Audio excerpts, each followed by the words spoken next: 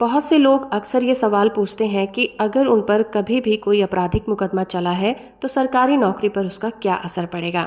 आज का ये वीडियो कुछ इसी टॉपिक से रिलेटेड है। इलाहाबाद हाई कोर्ट का ये जजमेंट है जिसमें कहा गया था कि अगर कोई व्यक्ति नौकरी पाने के लिए अपने क्रिमिनल रिकॉर्ड को छुपाता है तो उसकी नौकरी को रद्द किया जा सकता है।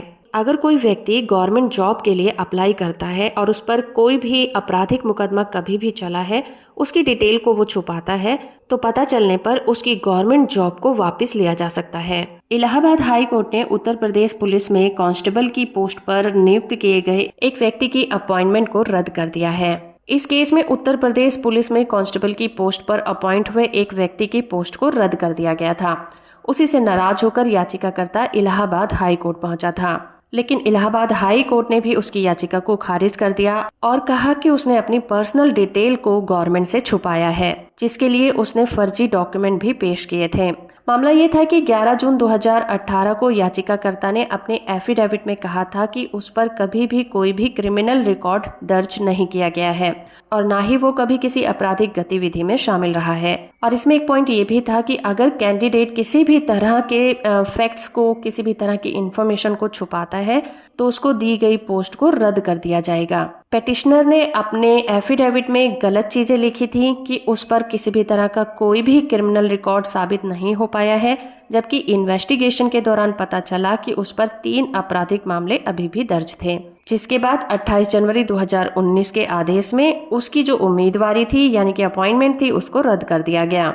यहाँ पर पिटिशनर के ऊपर जो 3 मामले पेंडिंग थे उनमें से एक मामले में वो बरी हो चुका था, दूसरे मामले की जांच अभी खत्म हुई थी और तीसरे मामले में आपसी समझौता हो चुका है।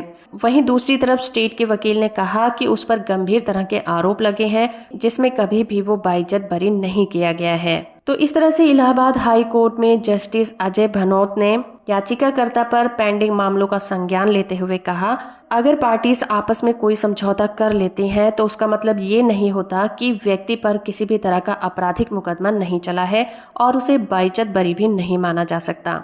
ऑनरेबल हाई कोर्ट ने अपना आदेश सुनाते हुए कहा कि उम्मीदवार पुलिस महकमे के लिए सही व्यक्ति नहीं है, इसलिए उसकी अपॉइंटमेंट को रद्द किया जाता है। तो दोस्तों, जिनका ये सवाल है कि जिन पर कभी भी कोई आपराधिक मुकदमा चला है क्या वो गवर्नमेंट जॉब के लिए अप्लाई कर सकते हैं, तो इसका जवाब यही है कि अगर उनके ऊपर कभी भी कोई आपराधिक मुकदमा चला है जिसमें वो बाइज्जत बरी हो चुके हैं और वो अपराध उन पर साबित नहीं हुआ है तो वो उसके लिए अप्लाई कर सकते हैं। शर्त ये है कि नौकरी के लिए जो रिक्वायरमेंट है उसको फुलफिल करना जरूरी है।